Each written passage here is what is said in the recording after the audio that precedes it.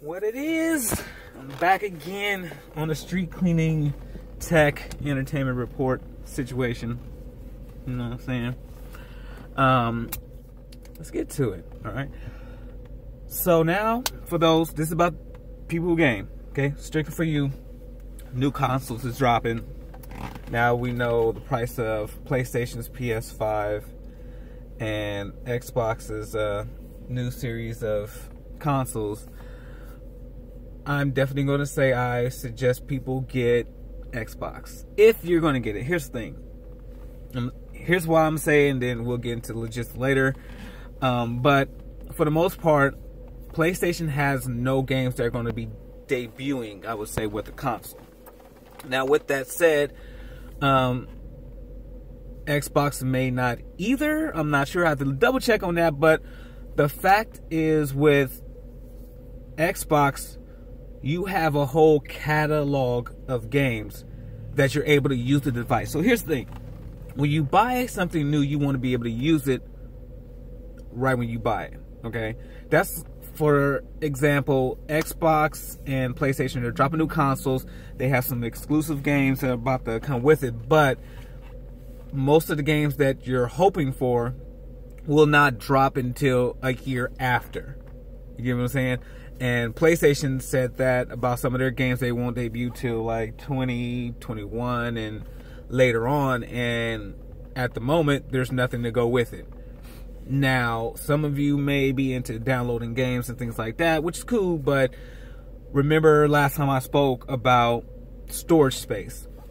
The storage space on these devices are no longer just for saving files. You have to also download the product and all of that stuff, and they only give you a certain amount of space, which is not enough because some of these game files and things like that are so huge that, you know, it's not enough. It's not enough. At the end of the day, it's not enough. So with that said, it's the fact that the PS5 is going to drop.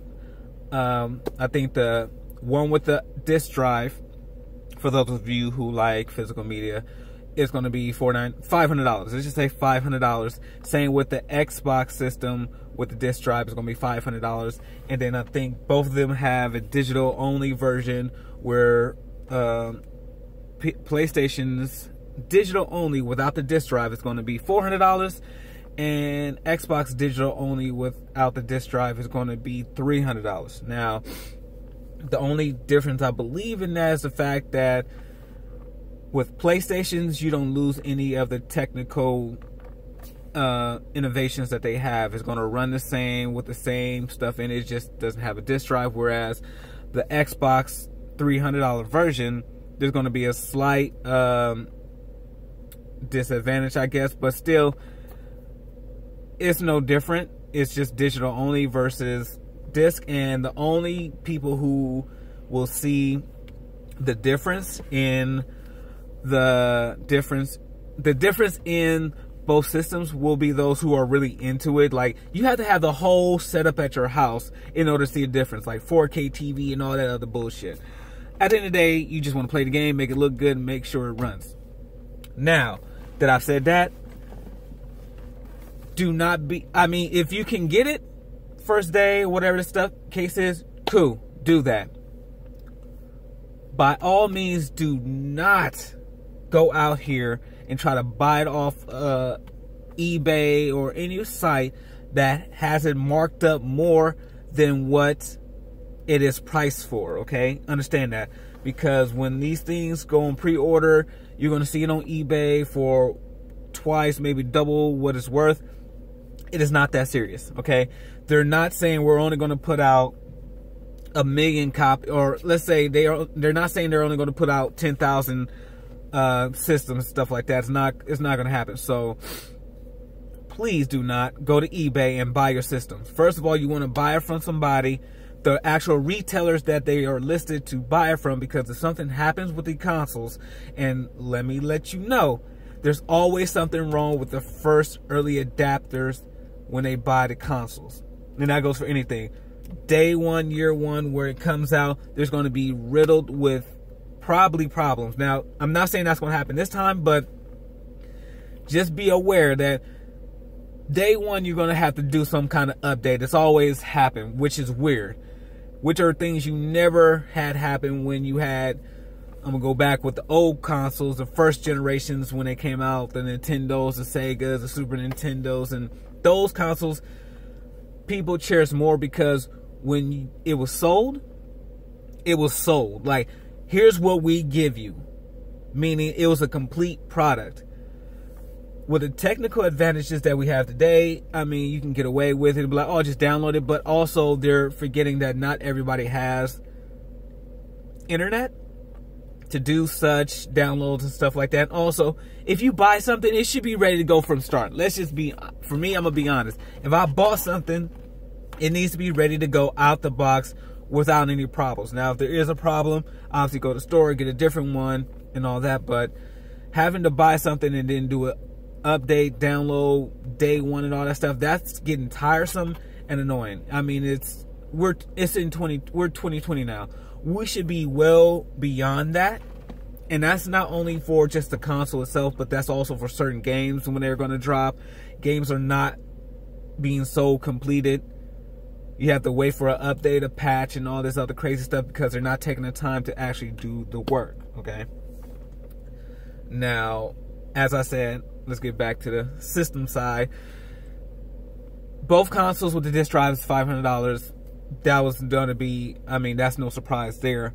But if you want to get into a console, I would say Xbox again, only because their games, it's the backwards compatibility situation. Backwards compatibility is the fact that a last generation gaming console game can play on the new one. PlayStation has no interest in it. I mean, they say, from what I was told, 95% of, let's say, PS4 games will be able to play on the PS5. But be wary of that because there are going to be certain titles. And also, again, if you're into digital only, there might be some hiccups there day one. Whereas Xbox has been working with their backwards compatibility situation since the last console, which is the Xbox One, where they were able to get, I think, all of the Xbox 360 games to play on the Xbox One consoles. Meaning you can take this physical game, put it in, and it will play no problem. You can actually use the system. Now, with that guarantee is the reason why I say I would go with Xbox, because they're telling you, hey, this is what we've been working on. Here's what you can expect when you buy this console to play these games. Now, both of them have, again, games that may not debut day one. I mean, they're high-profile games, like the Halos, the Ratchet and Clanks, and all that other stuff, the Miles Morales, Spider-Man games, which they most likely still will be making the previous generation version of it, meaning they will make, obviously, if it's not just console exclusive games. For PlayStation, there will be a PS4 version of said game, and also for Xbox, for whatever game that's exclusive to Xbox only, there will be a Xbox One version.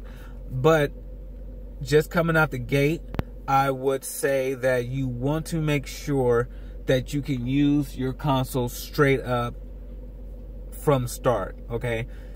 If you have to wait a year for a game that you're hoping to play to come out, I suggest you wait that time. Just wait for the year, because then that way you can see what issues are happening with the consoles and all that stuff. And then also there will be games for you to play on that version of the console that you want to play. And so, you know, just keep that in consideration. But the main thing I would say, if you are a digital only type of person or gamer, I would say save your money and get into PC gaming. But here's the thing about that.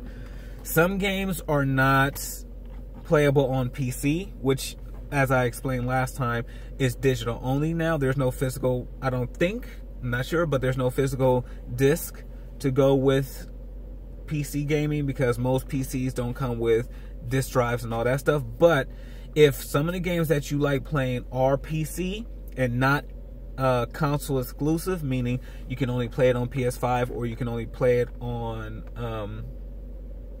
Xbox series, whatever the series console.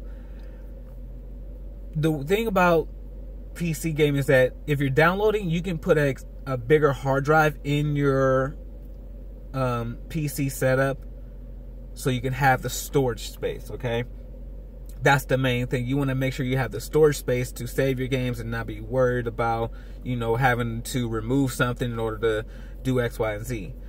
Because also with each console that's coming out, there's going to be proprietary gaming sticks or memory cards that you have to put into the slots, and trust me, them things are going to get real expensive real quick. So that $500 system can go easily up to probably $700, maybe $800, because I don't think they debuted how much the gaming stick for more memory will be, but it's going to be pricey if that's where you want to go with it, which is another issue I'm about to talk about in a hot minute, because we've evolved technically with a lot of devices, but yeah, we haven't seen that represented well in areas that we would like. So for this portion, part one, because I can't upload the full version, Xbox has a whole catalog that you can play on the new Series X and S systems,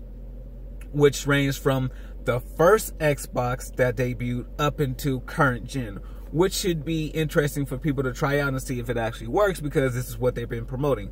Whereas PlayStation is only doing PS4 games, but you have to see how that works. But at the end of the day, when you buy these consoles, you want to make sure you can use it at the point in time that you buy it and the games that you're waiting for, okay? Because as I stated, you don't want to buy something and have to wait a year for the game and then all of a sudden nothing. Okay, that's the main thing. Some of these games won't come out for a year, so you might as well wait that time to buy. All right, part one, part two coming up next.